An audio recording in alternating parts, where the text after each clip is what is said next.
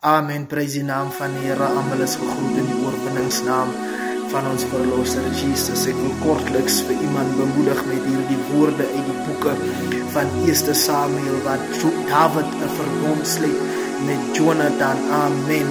Nou, soos tyd aanbeweeg het Jonathan dit nie gemaak en het afgesterwe.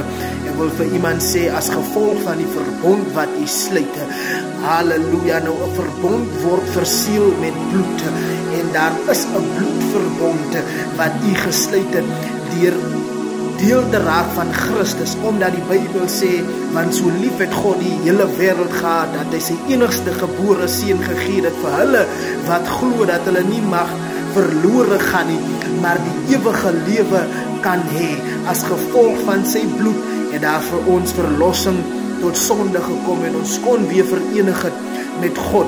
Nou, as gevolg van die verbond wat gesluit is, sal daar vir jou 'n weg gebaan word, sal daar vir jou 'n uitweg wees. En hierdie verbond wat David met Jonathan gesluit het eintlik sy lewe gered, want Jonathan het hom elke keer in kennis gestel wanneer sy pa Saul van plan was om vir David om die lewe te bring.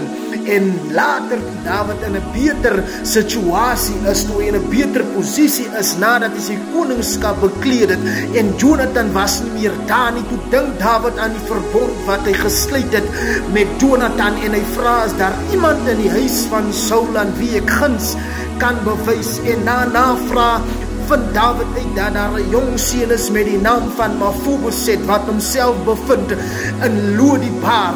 En David stuur vir Siba om vir Mephibosheth uit Lodibar te gaan haal. Ek wil hê jy moet vir iemand sê dat jou eindbestemming is aan die tafel van 'n koning, as gevolg van die verbond wat gesluit is.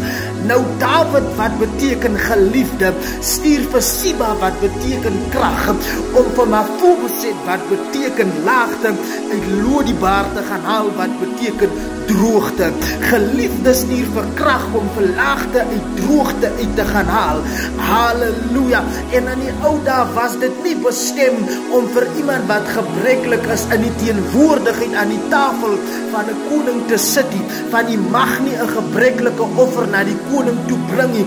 Net sowel in die ou dae het ons nie toegang gekry tot die teenwoordigheid van die Here nie, want ons moes eers 'n offer gemaak het, maar toe die Here sy bloed uitstort, toe hy die bloedverbond met ons maak, toe skeur die voorhangsel van die tempel, en nou het ons toegang verkry tot ons koninklike sitplek aan die tafel van die koning.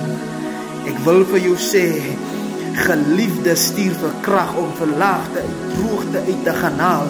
Die droogtes en die laagtes is nie jou eindbestemming nie, maar daar is vir jou 'n tafel voorberei, en jy het 'n sitplek aan die koning se tafel.